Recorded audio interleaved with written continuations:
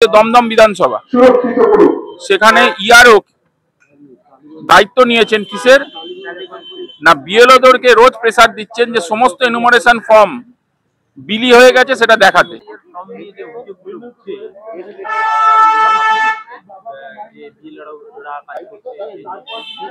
দেখুন আপনাদের একটা জিনিস আমি বলি, বিএলওদের ওপরে কিন্তু প্রচুর প্রেসার। আমরা জাতীয় কংগ্রেস সেই দল যেই দল প্রথম সর্বদলীয় মিটিং এ আজ থেকে 1 বছর আগে শুভঙ্কর সরকারের নির্দেশে আমরা চিফ ইলেকশন কমিশনারকে বলেছিলাম পশ্চিমবঙ্গে যে আপনার বিএলওরা তো কাজই করতে পারেন না, তাদের কি দোষ?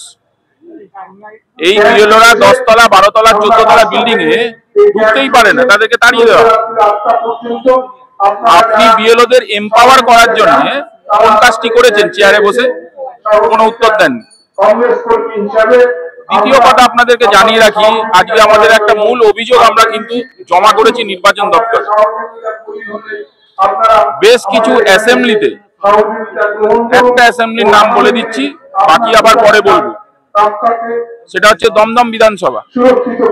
সেখানে ইআরও দায়িত্ব নিয়েছেন কিসের না বিএলওদেরকে রোজ প্রেসার দিচ্ছেন যে সমস্ত এনুমারেশন ফর্ম বিলি হয়ে গেছে সেটা দেখাতে। কিভাবে না শুধু স্ক্যান করো আর দেখিয়ে দাও এনুমারেশন ফর্ম পাবলিকের ঘরে চলে গেছে।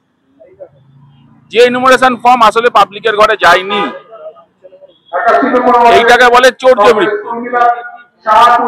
এবং এর ভেতরে পলিটিক্যাল ইনফ্লুয়েন্সও আছে।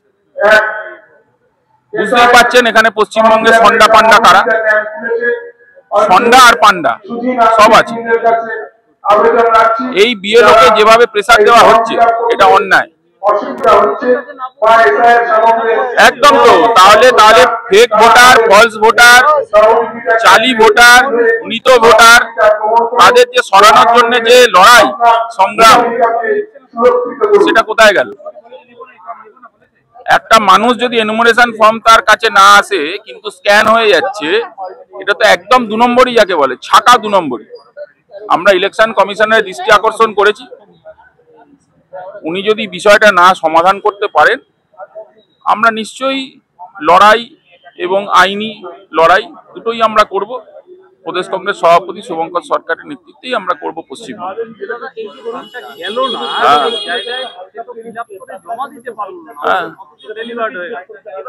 আপনি দেখে যান ভালো করে, অনেক জায়গায় পার্টির কিছু লোক আছে, সন্ডা পান্ডার দলের কিছু লোক আছে যারা নিজেরাই সই করে দিচ্ছে, মিলিয়ে নেবেন। এবং এই অভিযোগটা খুব তাড়াতাড়ি আসবে একদম, আমি বলছি তো। ওই জন্য আমরা বলেছি রিয়াল টাইম ম্যাপিং করুন। আরে ভাই, তথ্য প্রযুক্তির জমানা, আজকে অ্যাসপায়ারিং ইন্ডিয়া, অ্যাসপায়ারিং পশ্চিমবঙ্গ, সেখানে টেকনোলজির কোনো অভাব নেই। তাহলে রিয়াল টাইম মেকানিজম কেন হচ্ছে না? রিয়াল টাইম মেকানিজম কেন হচ্ছে না? একদিকে বিএলওদের প্রেসার বাড়ানো এবং অনৈতিক কাজ করানো, এটা বন্ধ করাতে হবে। রাজ্য সরকারের ভূমিকা, রাজ্য সরকারও নীরব, দর্শকের ভূমিকা পালন করছেন।